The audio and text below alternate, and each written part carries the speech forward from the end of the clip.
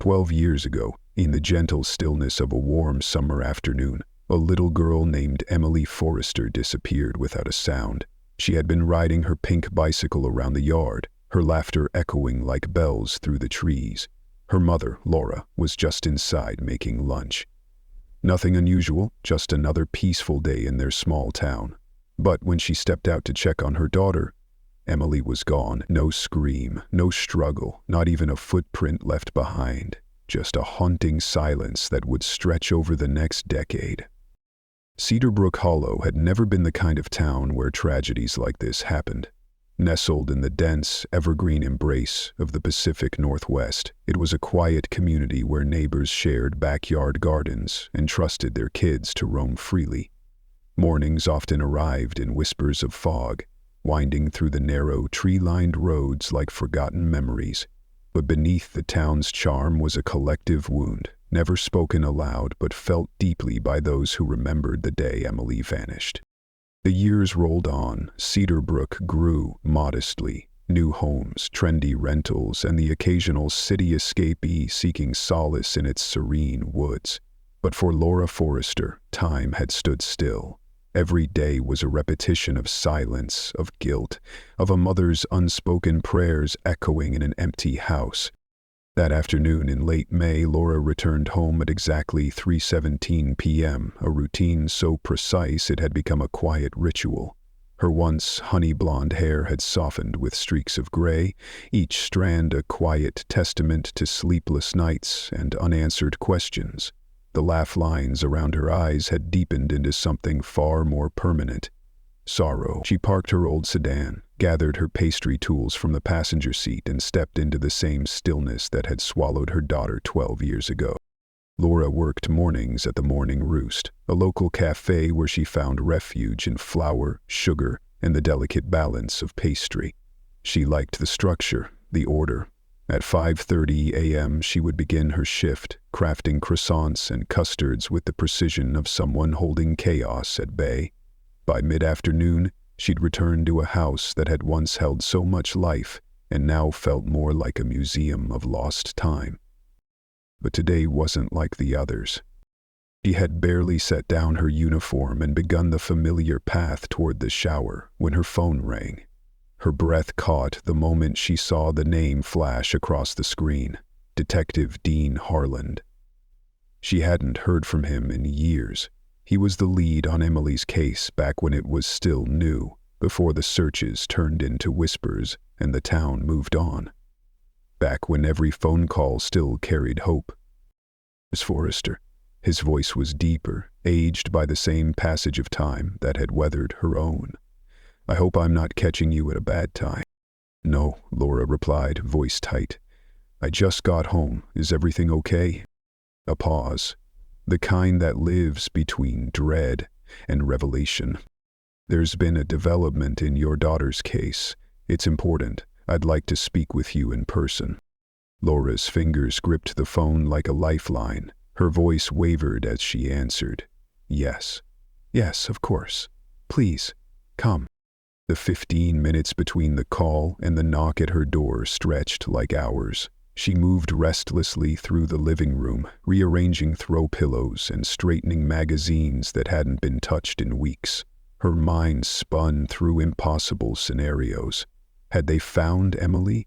Was she alive? Or God? Was it her remains? When the patrol car pulled into her driveway, Laura was already at the door. She saw Dean step out, older, with silver streaking his dark hair and a weariness in his walk. Grief changes people. It reshapes their posture, steals their light. Miss Forrester, he said gently. Please, just Laura. He nodded. Laura. Thank you for seeing me on such short notice. Come in, she said, stepping back. But he didn't move. Actually, he said, glancing back at the car, I need you to come with me. We found something we believe belonged to Emily. Her chest tightened. What is it? Her bicycle, he said, voice heavy. It was discovered buried beneath an old concrete floor. We need you to confirm that it's hers. The breath left her body as if punched from her chest. She didn't hesitate. Grabbing her purse, she locked the front door behind her and followed Dean to the car, her thoughts spiraling faster than the tires on the road. They drove down Oak Ridge Road, a route Laura took nearly every day. She glanced out the window at the familiar homes blurring past, her heart thudding louder with each turn. When the car stopped in front of a cedar-shingled house, she went pale. "I pass this house every day," she whispered, mostly to herself. "Every single day." Dean gave her a look of deep compassion. "We're going to get to the bottom of this." The property buzzed with quiet urgency, officers speaking in low voices, cameras clicking, yellow tape flapping gently in the breeze. The garage was the epicenter. White-suited forensic teams moved with clinical precision. As they approached, a construction foreman stepped forward. "We've finished the initial documentation," he said. "You can see it now." Laura followed them into the garage. The floor had been broken open, revealing a narrow pit. Dust floated in the air like ash. At the bottom, partly covered in earth, lay a child's pink bicycle. Its white basket still clinging to the handlebars, now dull and grimy. Time fell away. "That's hers," Laura whispered, her voice trembling. "That's Emily's bike." Her knees buckled slightly and Dean stepped beside her, not as a detective, but as someone who, for just a moment, bore the unbearable weight with her. Laura stepped closer to the edge of the pit, her breath shallow, her hands trembling. There it was. Something her daughter once held dear. The bike, though rusted and worn by time, remained unmistakably Emily's.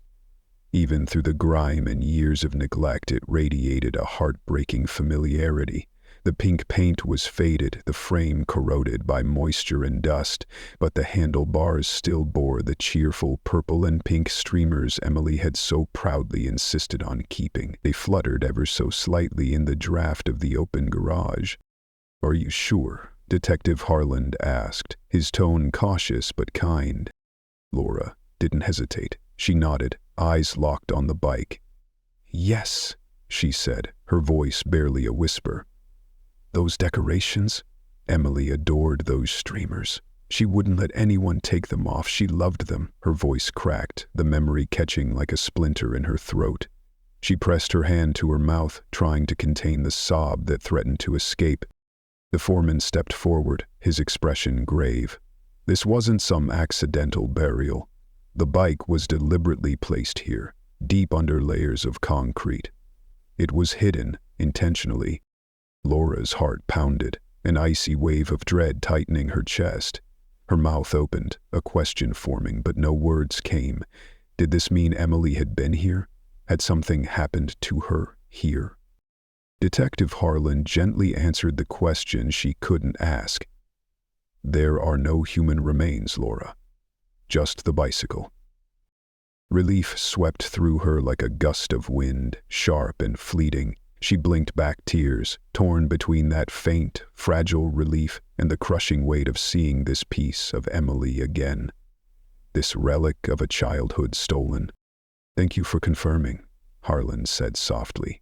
"The forensic team will extract the bicycle now. They'll look for fingerprints or any DNA, though. After 12 years underground, we can't be sure what they'll recover." Laura's gaze stayed fixed on the pit. "Have you spoken to anyone about this? The owner?" "We've contacted the property caretaker," Harland replied. "A man named Ernest Malellery. One of our officers picked him up about 30 minutes ago. We also have contact information for the most recent guests. They just checked out yesterday. They live in Seattle. We're reaching out to them now." Laura stared at the bike, its presence both a wound and a lifeline. For the first time in over a decade, she felt something spark inside her, a fragile flame of hope.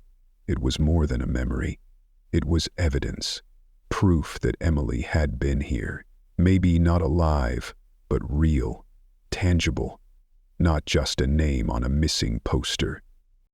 She took a few careful steps closer, lifting her phone with trembling hands. She snapped a few photos, each click a small act of reclaiming a piece of her daughter's story. The forensic officers moved with methodical care, documenting every angle, measuring the scene with precision. A female forensic officer noticed Laura watching, her expression a mixture of anxiety and reverence. "We'll handle this with the utmost care," she said gently. "Every detail matters." Before Laura could respond, the sound of crunching gravel echoed through the open garage door. Another police vehicle pulled up, 2 uniformed officers exited and escorted an older man toward the house. He appeared to be in his late 50s, his gray hair thinning, his face deeply creased. His steps were hesitant, his posture slightly hunched, like someone trying to make himself invisible. "That's Ernest Malalari," Harlan said. "Let's hear what he has to say." As they approached, Laura studied the caretaker's face. He wouldn't meet their eyes, his hands fidgeted by his sides. "Mr. Malalari," Harlan began. "I'm Detective Dean Harlan, lead investigator on the Emily Forrester case. This is Laura Forrester, Emily's mother." Ernest gave a stiff nod. "The officers said something was found," he mumbled, voice brittle. "They didn't tell me what, just that I needed to come here." "We discovered a child's bicycle buried under the garage floor," Harlan explained. "It's been confirmed as belonging to Emily Forrester, who disappeared 12 years ago." Ernest's eyes widened. "A bike? Under the concrete?" His voice rose, colored with what could have been shock or performance. "I swear I don't know anything about that. I'm just the caretaker. I manage the guests, the upkeep, that's all. But I do remember. Mr. Holloway, the owner, ordered some renovations a while back." "How long have you been the caretaker for this property?" Harlan asked. 10 years, maybe a bit more, since Mr. Holloway started renting the place out on Airbnb." "And who is Mr. Holloway?" "Vance Holloway. He lives in Zurich now, only comes back once or twice a year to check on the property. He leaves the day-to-day stuff to me." Laura listened, watching Ernest more than hearing him. His body language was stiff, his gaze flickering toward the garage too often. Something in his posture felt guarded. "When was the last time the garage floor was touched?" Harlan pressed. "Not since I've been here," Ernest said quickly. "The house was built around 13 years ago. Mr. Holloway lived here for a while, then moved to Europe." Laura's eyes narrowed. She could feel it. Something wasn't adding up. Harlan's tone shifted, sharper now. "Let me be clear, Mr. Malalari. Right now, our main persons of interest are those with regular access to this property. That includes you and the owner. A guest couldn't have buried a bicycle under concrete. It takes time, tools, secrecy." Ernest flushed. "You think I did this? I had nothing to do with that bike. I didn't even know Emily was missing until today." "We'll need a complete record of everyone who stayed here," one of the officers said. Of course," Ernest said quickly. "I have all the records. Some guests stayed for weeks, months even, especially since the pandemic made remote work more common." "You're suggesting a long-term guest could have buried the bike?" Harlan asked, his skepticism evident. "I'm not suggesting anything," Ernest replied, raising his hands defensively. "I'm just saying. I don't know how it got there. Maybe it was there before I started working here." One of the officers tapped on a tablet, scanning through county records. "This property was built in 2010, he announced. "It's about a year before Emily Forrester disappeared." "There, see?" Ernest jumped in. "That bike. It must have been placed during construction, before the concrete was poured. I wasn't even working for Mr. Holloway back then." But Laura wasn't convinced, because deep in her gut, something told her someone had put that bike there not just to bury it, but to bury the truth. And that someone had walked these halls, had lived in this town, had smiled, perhaps, while shaking her hand.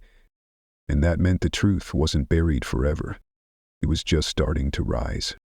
Detective Harlan's expression remained unreadable, his voice calm but firm. "We'll need to speak with Mr. Holloway as soon as possible," he said. "In the meantime, Mr. Malalari, I need you to remain in town and make yourself fully available for further questioning." Ernest nodded quickly, his voice almost too eager. "Yes, of course, Detective. I want to help in any way I can. Anything you need, I'll provide it." Laura stood nearby, watching Harlan as he began issuing quiet instructions to his officers. His tone was steady, but the energy in the air had shifted, coiled, alert. He was coordinating with international law enforcement to get in contact with Vance Holloway in Switzerland. The property would now be treated like an active crime scene. Every guest who had passed through it over the last decade would be tracked down, interviewed, investigated. The quiet shadows of Cedarbrook Hollow were about to be stirred. Turning to Laura, Harlan's voice softened. "We've informed the local media. They'll be here soon. You don't have to speak with them, but if you'd like to say something, I can coordinate that." Laura shook her head almost immediately. "No, I don't think I could do that right now. It's just too much." He nodded with understanding, his voice gentle. "I completely understand. We'll keep the media away from your home. I'll have an officer escort you back. And Laura, we'll keep you updated on every single development." As she was led to the waiting patrol car, Laura caught a glimpse of flashing lights at the far end of the property. News vans were already rolling in, reporters unpacking cameras, preparing their rehearsed lines. And though her world had felt frozen for 12 years, suddenly everything moved too fast. The sight of Emily's bicycle had done something to her. It cracked the surface of her long-dormant grief and let something else rise to the top. Hope. But alongside it came an even more terrifying emotion, fear. The fear of believing again, of hoping, only to be shattered once more. As the patrol car wound its way through the streets of Cedarbrook Hollow, Laura pressed her forehead to the cool window, watching her town pass by with unfamiliar eyes. How many of these homes had she smiled at, nodded toward, never suspecting one might be hiding a secret this dark? Could the truth really be this close? Could answers truly be within reach after all this time? Back at home, she thanked the officer and slipped inside without another word. The house was as quiet as ever, but now it felt like the silence was listening. She changed out of her work uniform, pulling on a pair of soft sweatpants and an old, worn college sweatshirt. Her bare feet padded softly down the hall into the room that had once belonged to Emily. It wasn't a child's room anymore. The bright yellow walls her daughter had picked out were now muted beige. It had been too painful to walk by that vibrant doorframe every day. And yet, Laura hadn't erased her daughter entirely. A few of Emily's drawings still hung on the wall, crayon masterpieces of sunflowers and stick figures with lopsided smiles. Laura sat down at her desk and logged into the one place that had always felt like a lifeline, an online forum for parents of missing children. The Missing Children's Support Community was where she had gone through her darkest nights, surrounded by others who understood the agony of waiting. Her hands trembled as she typed a new post. Today, after 12 years, police found Emily's bicycle. It was buried under concrete in the garage of a rental property in town. "I drive past this house every single day. The investigation is ongoing. I'm overwhelmed. But for the first time in so long, I feel something like hope. Thank you all for your support through the years. Maybe, just maybe, this is the break we've been waiting for." She attached the photo she'd taken of the pink bicycle in the dirt, then hit post. The response was almost instant. Messages of love, support, and cautious optimism filled her screen, names she recognized from years of shared pain and sleepless nights. But amid the comfort came a chill. A new message notification appeared. Private. Curious, expecting perhaps a note from a fellow member or moderator, Laura clicked on it. Her blood turned cold. It was a photo she herself had once shared years ago. a candid image of Emily riding her bicycle in front of their house. But this version had been distorted, twisted into something monstrous. Emily's smiling face had been digitally replaced with the severed head of a pig. Crude, disturbing, sickening. A sound escaped Laura's throat, a soft, broken gasp. She clamped her hand over her mouth, trembling. Below the photo was a video link. With trembling fingers, she clicked it, half instinct, half dread. The screen flickered, then played a grainy, dimly lit video. It showed someone, only hands visible, chopping at what looked like a pig's head. Blood splattered, plastic wrap crinkled.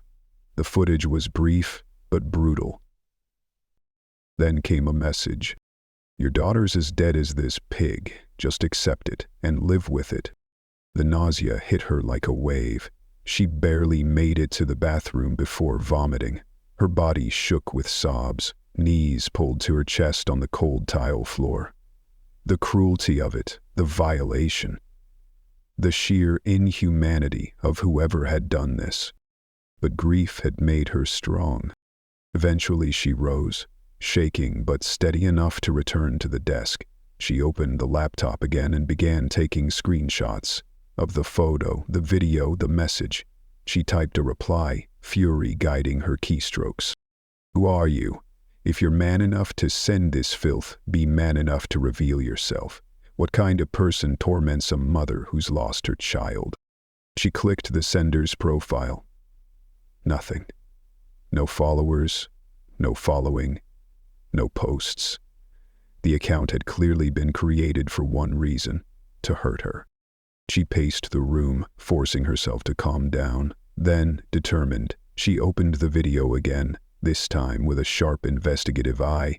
She paused it, frame by frame. In the background, beyond the brutal scene, something caught her attention. A flicker of green outside a window, a tree. Not the Pacific evergreens she knew so well, but something different, narrower. She posted everything to the forum, along with a message pleading for help. Someone might recognize the setting, the tree, the butcher block, and she sent it all directly to Detective Harlan. Minutes later, her phone rang. It was him. I just saw what you sent, he said. No greeting, just concern. When did this arrive? Just now, Laura replied, surprised by the steadiness in her own voice. Right after I posted the update on the forum. We're having our tech team analyze the footage now. One thing I noticed right away, the trees in the video, they're not from around here. They look like European alpine evergreens. Laura's stomach dropped. Zurich, Switzerland, where Vance Holloway lived. The pieces were starting to shift into place, and the truth was moving closer than ever before. Do you think it could be the owner? He lives in Switzerland, right? Laura's voice quavered slightly, as if even saying it aloud gave weight to the possibility. It's a possibility we can't ignore, Detective Harlan admitted, his tone measured but grave. The timing is suspicious. We reached out to Ernest Malalari earlier today. It's entirely plausible he contacted Mr. Holloway immediately after. But we're also not ruling out the possibility that this was an opportunistic act by someone entirely unrelated, someone who saw the media reports about the bicycle and decided to be cruel. Have you found anything else at the house? She asked, hoping, dreading the answer. We've conducted a complete search of the property, Harlan said. There are no signs of human remains, no blood, no secondary evidence linked to Emily's case, which is, in a way, good news. We're still processing the scene, but, as of now, the bicycle is our only tangible lead. Laura closed her eyes for a moment, bracing herself. What about the guests? Have you reached any of them yet? We're working on it, Harlan replied. There's a long history of rentals. Some stayed only days, others for months. We're focusing on those who booked extended stays or were there around the time of Emily's disappearance, but it will take time. He paused before adding, our forensic team completed a preliminary examination of the bicycle. As expected, they found no usable fingerprints or DNA. It's been buried too long. Moisture, concrete, and time destroyed most of the biological traces. A fresh wave of disappointment tightened Laura's chest. Her shoulders sagged slightly, and she exhaled through her nose, fighting tears. "And so we're back at square one?" she asked softly. Harlan shook his head. "Not even close. This discovery is huge. The person responsible had access to that property. That narrows our suspect pool dramatically." After their call ended, Laura turned back to her computer. Her forum post had exploded in responses. Supportive, analytical, concerned. The familiar voices of grieving parents now spoke as allies, investigators, and even digital detectives. Some confirmed Harlan's observation, noting that the trees in the background of the disturbing video were likely European pines. Others raised different red flags, lighting inconsistencies, strange edges around the pig's head in the altered photo, suggesting the image might be an AI-generated composite or heavily edited video. Laura spent hours responding, absorbing the encouragement and the clues. In those comments, she found a strange comfort, a sense of not being entirely alone in her fear or her search. The community had become her backbone, their shared resilience giving her the strength she didn't know she still had. Yet, beneath that comfort simmered something darker, dread. Someone out there wanted her to stop. Someone had been watching, waiting, and when hope had finally surfaced after years submerged in grief, that someone had lashed out, trying to snuff it out. The rest of the evening passed in a surreal blur. Laura remained glued to her screen, engaging with the forum, watching as tech-savvy members dissected the footage frame by frame. But layering artifacts, one user explained, inconsistent shadows. My guess, real video of a butchered animal, overlaid with digital elements, possibly AI-generated head swap. This isn't casual trolling, it's orchestrated. Laura clung to these analyses like a life raft. Focusing on the mechanics helped her dissociate from the horror of the content. It was easier to dissect the lighting than to imagine what the message might really mean. At some point she noticed the time. Midnight had crept in like a thief. She rubbed her eyes, realizing she hadn't eaten dinner, hadn't stood up in hours. She shut down her computer, promising to update the community with anything new, and padded quietly to her bathroom. She went through the familiar routine. Face washed, teeth brushed, pajamas en nage, everything mechanical, everything routine. But once in bed, staring at the ceiling, her mind refused to quiet. The shadows flickered from headlights on the street. The image of Emily's bicycle beneath that cracked concrete played again in her mind. Then the twisted photo, the grotesque video, Ernest's nervous glances, Vance Holloway's distant silence. The timing of it all, it was too calculated to be coincidence. She turned over, then again. The sheets felt too warm, then too cold. Her thoughts chased each other in circles. If the sender was in Europe, like the trees in the video suggested, then they were oceans away, physically safe from consequence. But why? Why target her? Why now? And what about the message? Just accept it and live with it. Was it a statement? A threat? Or something more insidious? A warning to back off? By the time the red digital numbers on her bedside clock blinked 4:00 a.m., Laura had given up on sleep entirely. "This is ridiculous," she muttered aloud, flipping on the bedside lamp. If she couldn't sleep, she could at least find solace in motion. She dressed in black jeans and a soft green sweater, tied her hair back, and gathered her pastry tools. The motions came easily. They were second nature. Her uniform, her keys, her purse. 4:00 a.m. was early, even for her. But Marge, the owner of the Morning Roost, had given Laura her own key years ago, trusting her with the bakery's quiet soul. "The ovens don't care what time it is," Marge had once told her with a warm smile. "And neither do I, as long as the pastries are good." For Laura, the bakery wasn't just a job. It was therapy. It was where she found rhythm, purpose, and silence she could control. In the years after Emily vanished, flour became her prayer. The hum of mixers, her music. Rising dough, a metaphor for resilience. And this morning, more than any other, she needed the sanctuary of butter and sugar. The only place in the world where, even for a few hours, her grief could be measured in grams and time and temperature. There was something deeply therapeutic about the rhythm of baking, the reliable measurements, the kneading, the heat that transformed raw ingredients into comfort. For Laura, the kitchen was the only place where she still felt powerful. It was where she created something beautiful, something that brought joy when everything else in her life had spiraled into silence and loss. When she couldn't protect the one thing that mattered most, she had turned to this, creating sweetness in a world that had turned bitter. She loaded her baking tools into the back seat, her hands moving on autopilot. The early morning air clung to her skin as she backed out of the driveway, the quiet of Cedarbrook Hollow wrapping around her like a shroud.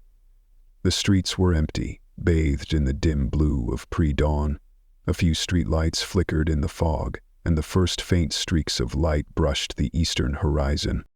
Laura drove slowly, her mind still spinning from everything that had happened in the last 24 hours. Emily's bicycle, the horrifying message, Ernest's nervous deflections. She told herself that by the time she finished her shift, there might be news from Detective Harland.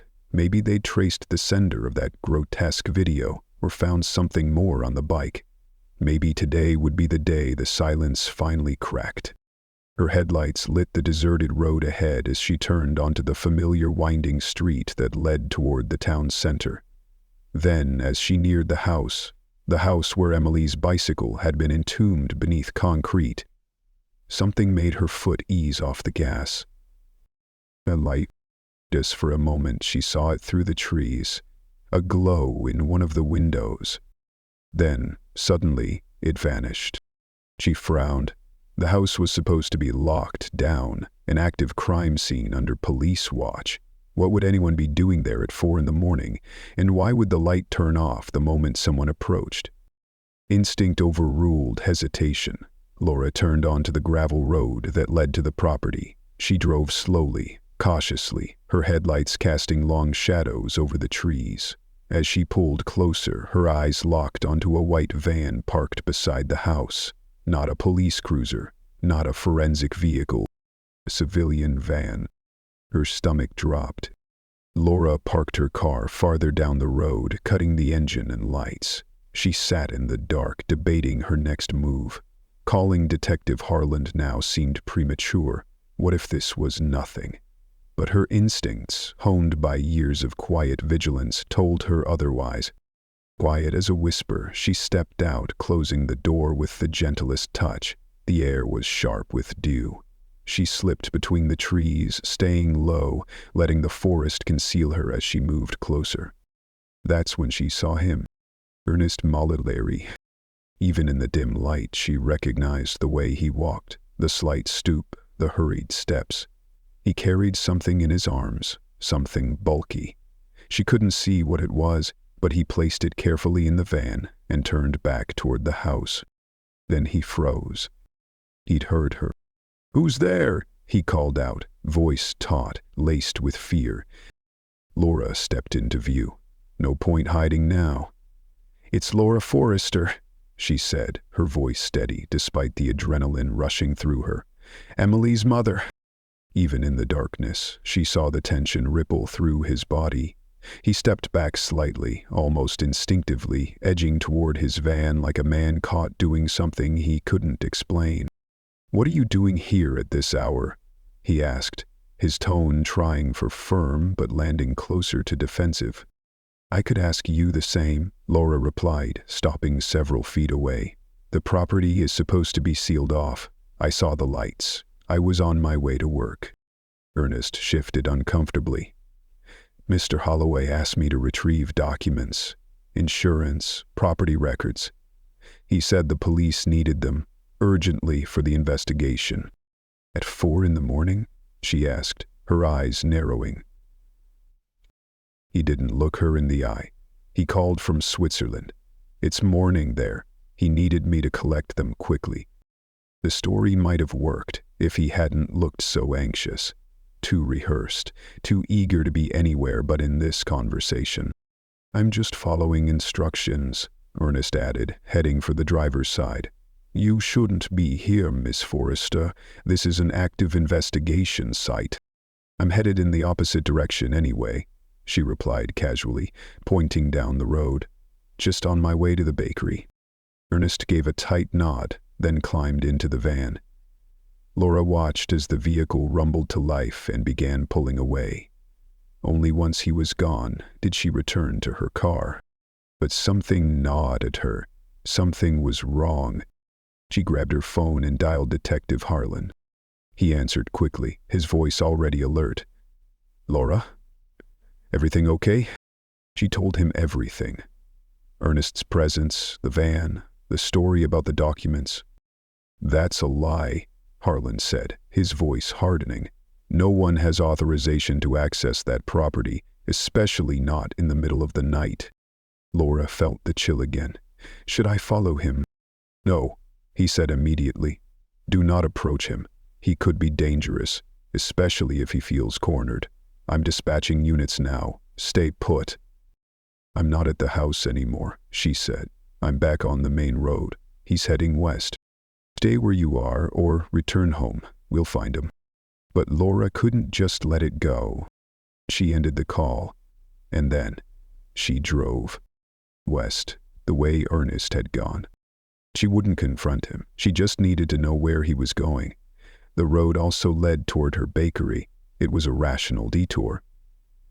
That's what she told herself. The road curved through the woods, dark and winding, with barely any lights. The forest was thick, the trees pressing in like silent sentinels. After 10 minutes, she began to worry she'd lost him. But then, just ahead, there it was. The van, parked off the shoulder, partially hidden by trees. Laura slowed, pulled over, cut her lights. Then came the smell. Smoke. Chemical. Sharp. Not wood. She cracked the window, heart pounding. A thin column of dark smoke rose from behind the trees. He was burning something. Moments later, she saw him again. Ernest, hauling a metal burn barrel to the back of the van, moving quickly, anxiously. He was glancing around like a hunted man. Whatever he'd burned, he didn't want anyone to find it. Laura ducked in her seat. Her phone showed only 1 bar. She tried Harlan anyway. "Laura? Can't hear. Where?" "Burning something. Barrel. Cedar Ridge." Her words broke with static. "Following west."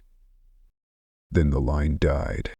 She cursed quietly, keeping her eyes on the van. Ernest drove off again. She waited, then followed at a greater distance. The road eventually curved toward a small side lane, whispering pines. Ernest turned. Laura passed the lane, pulled over, checked her GPS. Only a few houses there. She waited 5 minutes, then slowly backed up and made the turn. Her lights dimmed, speed slowed. Here it was. The van parked in front of a small, weathered blue house. Ernest's home. She parked beneath the trees just out of sight. Her phone camera zoomed in as he unloaded the burn barrel. Then he returned with a red trolley. A fire trolley. Industrial. He loaded something heavy. What the hell was he moving? Laura checked her phone again. Still 1 bar. She tried Harlan. "Detective. I'm at Whispering Pines. Ernest lives here. He's brought the burn barrel to his house. Now he's loading something else. A red trolley. Heavy. I think—" She didn't finish the sentence. But they both knew what she feared. This time, Detective Harlan's voice came through clear and sharp. No static, no delay. "Laura, listen to me. This is extremely dangerous. I need you to leave that area immediately. Our officers are on the way, but they're still minutes out. Do not approach Ernest or his property under any circumstance." "I won't," Laura said quietly, her voice steady even as her heart pounded. "I'm staying in my car, hidden. I understand." There was a pause, then Harlan's tone softened just slightly. "Your safety is the priority now. Please start heading back toward town. We'll take it from here." Laura nodded reflexively, even though he couldn't see her. She knew he was right, but something in her gut, something maternal and unrelenting, made her hesitate. She reached for the ignition, but before she could turn the key, movement caught her eye.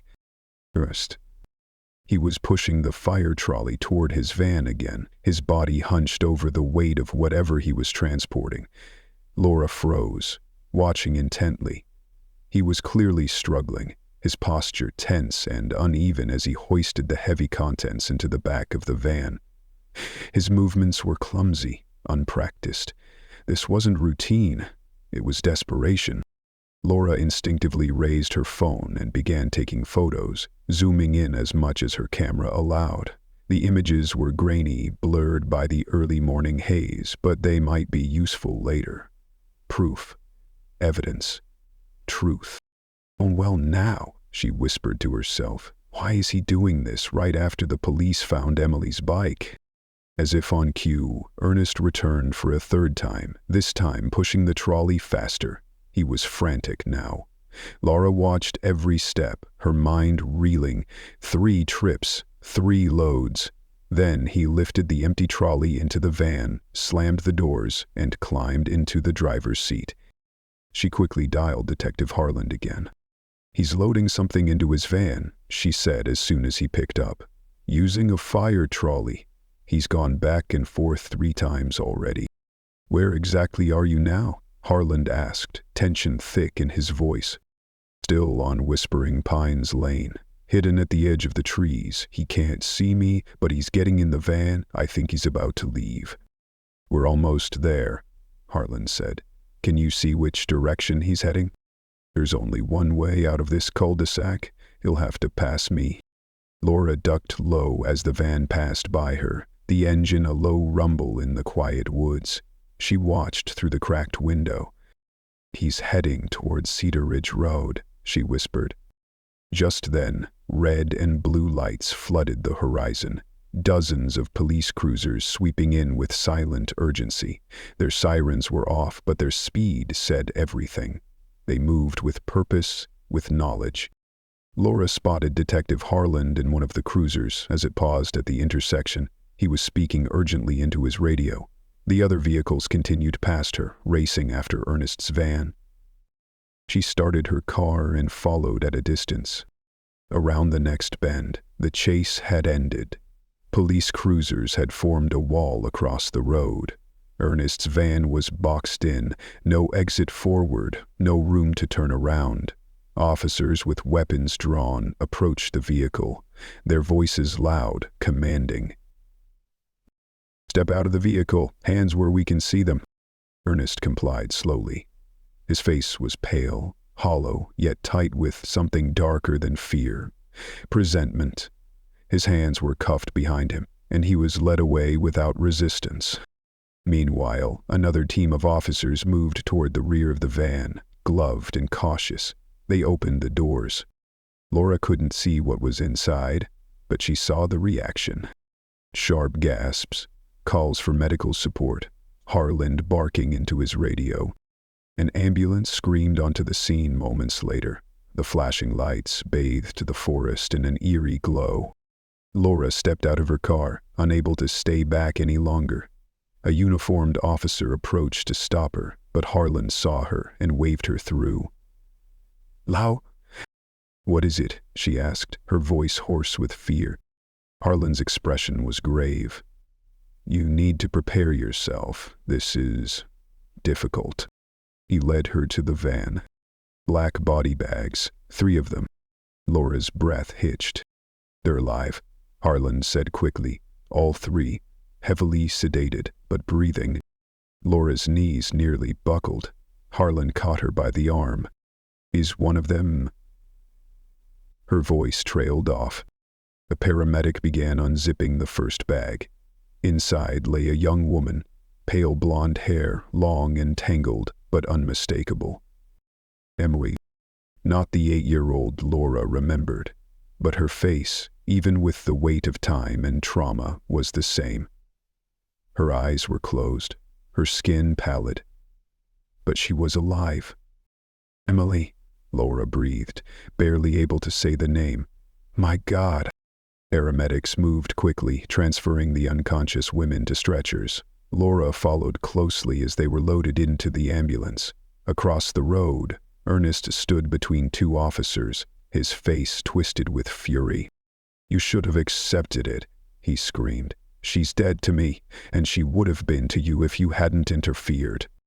Laura's grief exploded into fury. How could you? She cried out. She was a child. She was my child.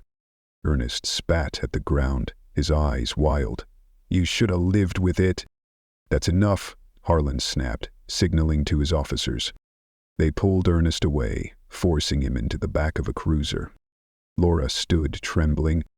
That line, she said. That message. Your daughter's as dead as this pig. Just accept it and live with it. He sent that video? He sent it. We'll add it to the charges, Harlan assured her. Right now she needs you. He nodded toward the ambulance. Laura climbed inside and sat beside her daughter.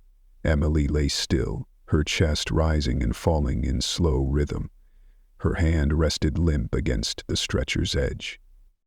Laura took it gently. It was not the hand of a child anymore, but of a woman who had survived something unfathomable. I'm here, Laura whispered, her voice breaking. I never stopped looking. I never gave up. As the ambulance tore down the streets of Cedar Brook Hollow, Laura held her daughter's hand and silently vowed never again. She wouldn't lose her. Not now. All expirately. At Cedar Brook Memorial, a flurry of movement followed their arrival. Emily was taken to Trauma Room 2. The other two victims, young women who bore the same haunted stillness, were wheeled into rooms 1 and 3. Laura waited outside, her legs numb, her thoughts scattered. A nurse approached quietly. Miss Forrester, the police would like to speak with you. She followed the nurse to a private room. Harlan was already there. Sealed and stable, Laura said before he could ask. Still unconscious.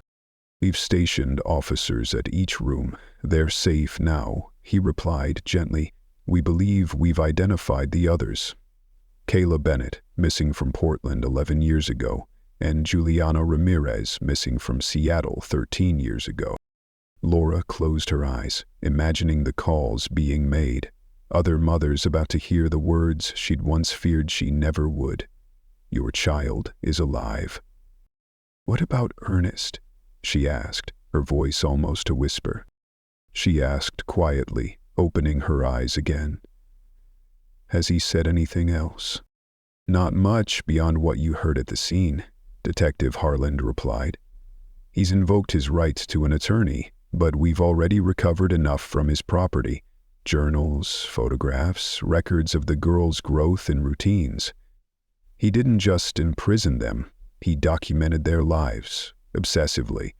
It's clear he saw himself not as a captor, but as their twisted version of a guardian. How did he keep them hidden for so long? Didn't anyone ever visit? There's a storm bunker beneath his house, Harlan said grimly. Soundproofed, converted into a living space. He kept them down there most of the time, especially when anyone came by, which thankfully was rare. Ernest lived alone, isolated, a textbook recluse. Laura's stomach churned at the thought of Emily and those girls confined underground like ghosts, breathing in darkness, robbed of their childhoods. We also found his laptop, Harlan continued. Our tech team traced the message and video directly to him. He created a new account to send it, intending to emotionally destroy you before we got too close. The video was digitally altered. Your forum members were right. It was AI generated to look European. Laura nodded, the pieces locking into place. He wanted to point the blame somewhere else. He was redirecting us, trying to buy time. We've contacted Swiss authorities, Harlan confirmed. They've already spoken to Mr. Holloway. He admits he ordered renovations on the property, but denies knowing anything about Ernest's actions. So far, his story checks out. He's cooperating. A quiet knock interrupted them, and a doctor entered with gentle urgency. Ms. Forrester, I'm Dr. Patel. I've just finished examining your daughter. Laura stood immediately. How is she? Is she awake?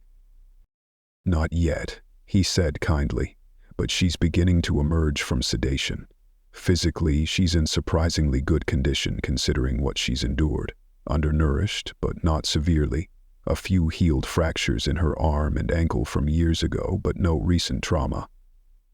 Now, Laura's breath caught. She forced herself to ask, what about? Was there any evidence of sexual abuse?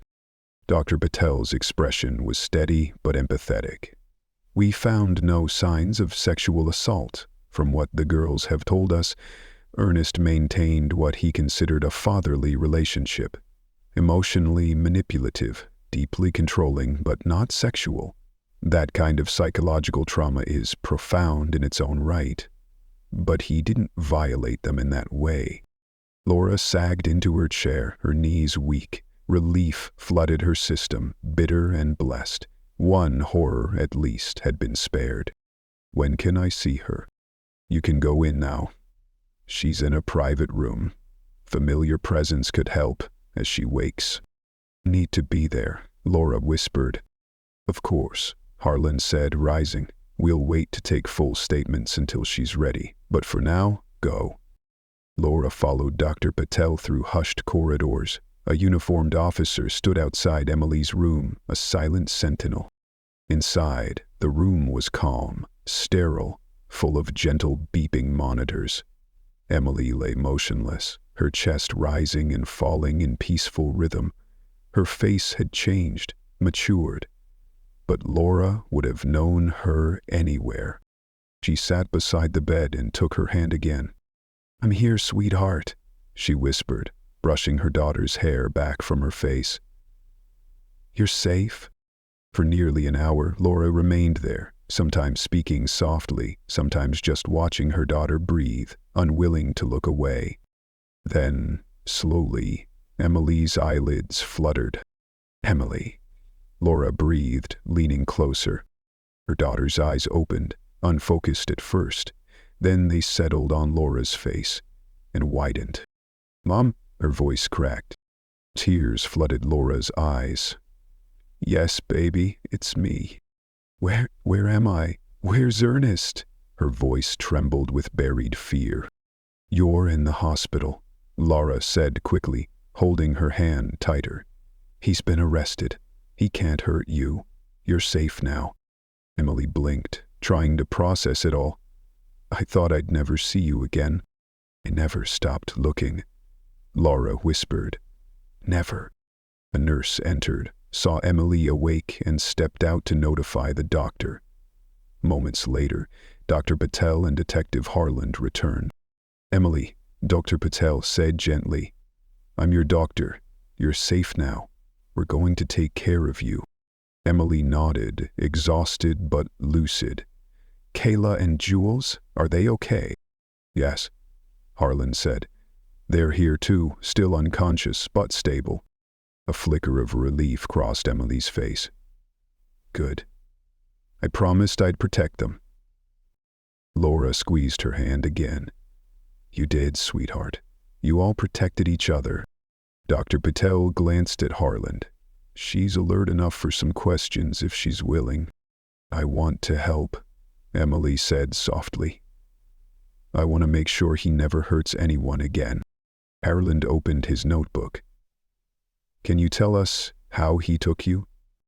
Emily nodded slowly, her voice distant as the memories rose. I was riding my bike near the house, summer break. You were making lunch. She glanced at Laura. and stopped in his truck, offered me a candy bar, said he had kittens in a garage nearby. I said no at first. Laura closed her eyes. The image of her bright, giggling daughter lured away like so many others before her. I brought my bike. I followed him. There were no kittens, just an empty house. I drank something he gave me. I was thirsty. Then everything went fuzzy. "You woke up in the bunker?" Harlan asked. Emily nodded.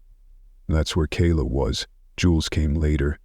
He told us the world was at war, that our parents were gone. He said he was keeping us safe, but he lied." She looked at Laura again, her voice full of quiet rage. "He said you didn't love me, that you let me go." Laura wept silently. "That was never true. I loved you every single second." "We've read his journals," Harlan said to Laura. "He thought he was saving these girls from neglect. Your case. He claimed he'd seen Emily unsupervised. That justified it in his mind." "I was in the kitchen," Laura murmured. "I only turned away for a minute." "This wasn't your fault," Harlan said firmly. "Predators look for any opening. You couldn't have known. And there's more," he added, his face grave. "He was preparing to move them, sell them, through a trafficking ring. If you hadn't acted when you did, they might have vanished again, permanently." Laura gasped, her hand covering her mouth. Emily squeezed her other hand hard. "We're dismantling the network he was linked to," Harlan said. "Your daughter just helped save lives." Emily sat up straighter, her voice stronger now. "Good. I want to help. I want to testify. I want him locked away forever." Harlan nodded. "We've also confirmed Ernest was involved in the original construction of the Airbnb property. He helped design the layout. He buried the bike himself before the concrete was poured. Mr. Holloway had no knowledge. He's cooperating fully." As Dr. Patel stepped in again, signaling the need for rest, Harlan gently wrapped up. "We'll talk more soon." Laura leaned close again as they left. "Get some sleep, baby. I'll be right here." "Don't leave," Emily murmured. "Never again," Laura whispered. She stayed there, holding Emily's hand, watching the girl she had lost and now found again. She didn't know what came next. Therapy, legal battles, years of healing, but she knew one thing. They'd face it together. After 12 years of darkness, light had returned. Not because of fate or miracle or justice, but because a mother refused to stop searching. A daughter refused to stop surviving. And because love, even buried deep beneath pain and time and concrete, can still find its way back to the surface. Together they would rebuild what was taken. Together they had found their way home.